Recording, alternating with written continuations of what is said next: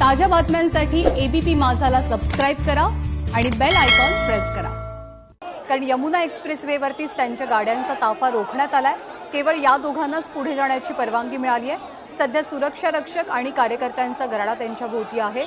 हे दोघं जण पायी निघालेत, पण हे अंतर बरंच जास्त आहे। त्यामुळे पुढची भूमिका दोघांची काय असेल हे अर्थातच पाहावं लागणार आहे।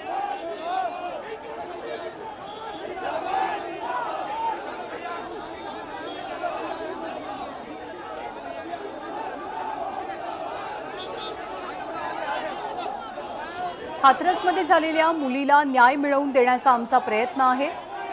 मुलींच्या सुरक्षिततेची जबाबदारी सरकारला घ्यावी लागणार आहे, योगी आदित्यनाथांना घ्यावी लागणार आहे।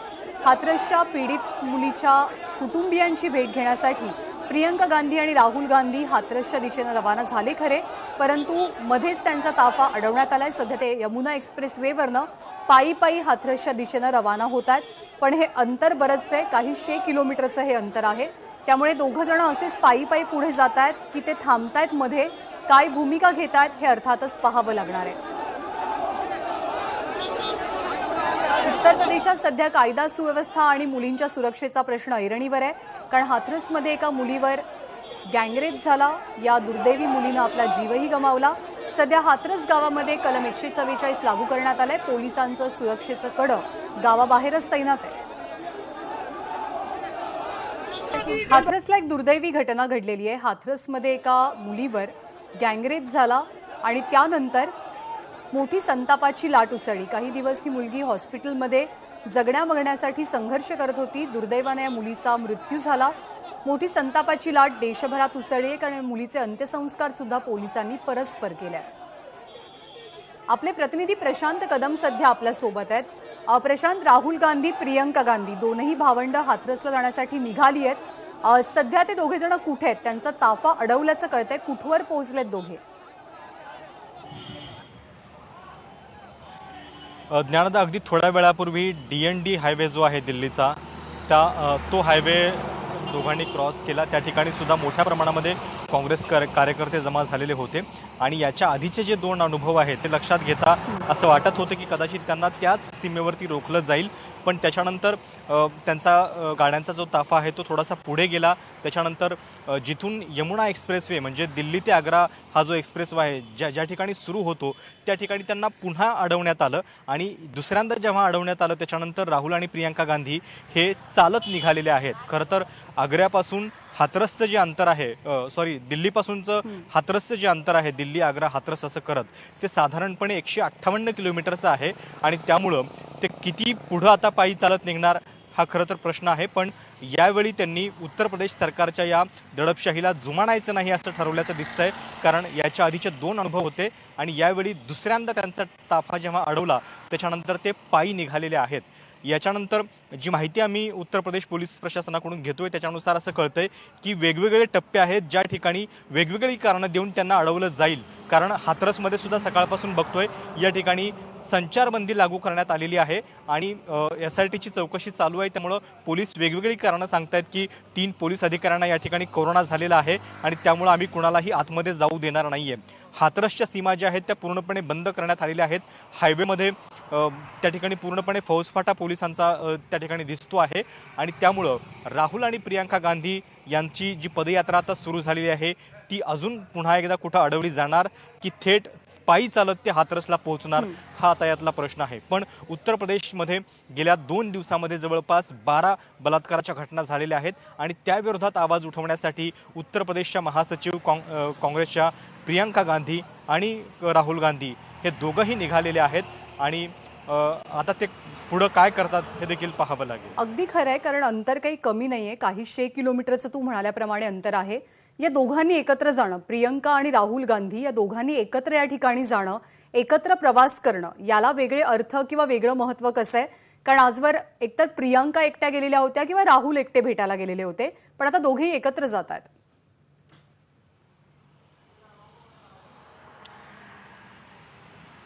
नक्कीच, खरं तर जेव्हापासून राहुल गांधी हे काँग्रेस अध्यक्ष झाले, प्रियंका गांधींची राजकारणात एंट्री झाली, त्याच्यानंतर प्रियंका गांधी यांचा रोल जो आहे तो उत्तर प्रदेशपुरता सीमित असेल हे जवळपास स्पष्ट होतं। अनेक घटनांमध्ये त्यांनी राष्ट्रीय घडामोडींवरती बोलणं टाळलेलं होतं आणि लोकसभेच्या निवडणुकीमध्ये सुद्धा आपण पाहिलेलं होतं की केवळ आणि केवळ उत्तर प्रदेशचाच प्रचार त्यांनी केलेला होता. राष्ट्रीय घडामोडींवरती त्या फारशा भाष्य करत नाहीत. पण जर आपण हाथरसची घटना लक्षात घेतली तर त्याच्यामध्ये यूपी म्हणजे स्टेट अँगल आणि नॅशनल अँगल असे दोन्हीही आहेत आणि त्यामुळे कदाचित या दोघांनीही एकत्रित जायचं ठरवल्याचं दिसतं आहे. आणि ते पण इंटरेस्टिंग आहे की दोघेही आता पदयात्रा करत निघालेले आहेत. आता राहुल गांधी जरी अध्यक्ष नसले तरी त्यांचं काँग्रेस पक्षातलं स्थान जे आहे ते थोडंसं मोठं आहे, कारण याच्या आधीसुद्धा ते अध्यक्ष राहिलेले आहेत. एक माजी अध्यक्ष म्हणून ते आता या पदयात्रेत सहभागी झालेले आहेत.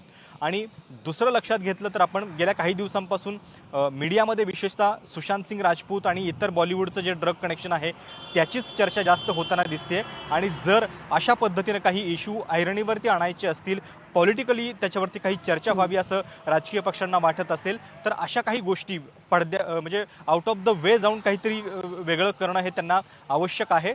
त्याच्यामुळे सुद्धा कदाचित त्यांनी आता यावेळी मागे हटायचं नाही असं ठरवल्याचं दिसतं आहे. आणि म्हणूनच ते आता जेव्हा त्यांना आग्रा एक्सप्रेसवेवरती त्या ठिकाणी अडवलं त्याच्यानंतर ते पदयात्रा करत निघाले. नाही, जवळपास अर्धा तास किंवा 1 तास होत आला असेल बहुधा की हे दोघं जण पायी पायी चालत पुढे निघालेत. सो आपल्याला माहिती नाही की जे अंतर उरलेलं आहे साधारणतः 60-65 किलोमीटरचं, ते अंतर हे दोघं जण पायीच पूर्ण करणार आहेत की मध्यात आणखी कुठला निर्णय घेण्यात येईल. प्रशांत, तू सकाळपासून हाथरस परिसरामध्ये आहेस, तिथलं वातावरण काय आहे? ज्या गावामध्ये, ज्या परिसरामध्ये इतकी भीषण दुर्घटना घडलेली आहे, एका मुलीवर अनन्वित अत्याचार झालेले आहेत, तिथलं वातावरण काय आहे?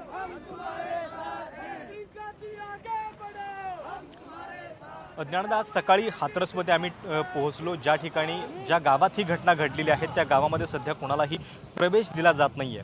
त्या गावाच्या 2 ते 3 किलोमीटर अंतरावरती एक वेस आहे आणि त्याच ठिकाणी पोलिसांनी बॅरिकेडिंग लावलेले आहेत. ना मीडियाला जाऊ दिले जाते, ना राजकीय प्रतिनिधींना जाऊ दिले जाते. पण जो अदमास तिथून आम्ही घेण्याचा प्रयत्न केला, काही लोकांशी बोललो, गावामध्ये पूर्णपणे तणावाचं वातावरण आहे. आणि कालपासून उत्तर प्रदेश सरकार जे आहे ते खूप ॲक्शनमध्ये आलं. खूप उशिरा आले खरं तर त्या ॲक्शनमध्ये, पण काल उत्तर प्रदेशचे मुख्यमंत्री योगी आदित्यनाथ यांनी व्हिडिओ कॉन्फरन्सिंगच्याद्वारे या कुटुंबाशी बातचीत केली. त्या कुटुंबाला 25 लाख रुपये मदत जाहीर केली. त्यांच्या कुटुंबातल्या एकाला सरकारी नोकरी दिली जाईल असं सांगितलं आणि SITची स्थापना केलेली आहे. एका आठवड्यामध्ये या SITचा अहवाल यावा अशा पद्धतीचे सुद्धा आदेश त्यांनी दिलेले आहेत. आणि एक प्रकारे या घटनेमध्ये आता इतर काही राजकीय अँगल जे आहेत ते जास्त येऊ नयेत यासाठीची तयारी जी आहे ती सुरू झालेली आहे. आणि पूर्णपणे आता कंट्रोल जो आहे तो पोलिसांनी हातामध्ये घेतलेला आहे. केवळ त्या गावाच्या सीमेवरच नव्हे तर पुढं आल्यानंतर हाथरसच्या सीमेवरती सुद्धा, हाथरस जिल्हा आहे, या हाथरस जिल्ह्याच्या सीमेवरती सुद्धा पोलिसांनी नाकाबंदी केलेली आहे. आणि तिथं सुद्धा पूर्णपणे चौकशी करून जर कोणाचं काही राजकीय काम किंवा इतर काही काम असतील तर त्यांना अजिबात जाऊ दिलं जात नाहीये. कदाचित जेव्हा त्यांना कुणकुण लागली असेल की राहुल आणि प्रियंका गांधी येत आहेत त्यामुळेच त्यांनी ही सगळी तयारी जी आहे ती सुरू केलेली असावी. पण वातावरण जे आहे ते खूप एकतर रोषाचं आहे, क्रोधाचं आहे. कारण 14 सप्टेंबरला ही घटना घडली.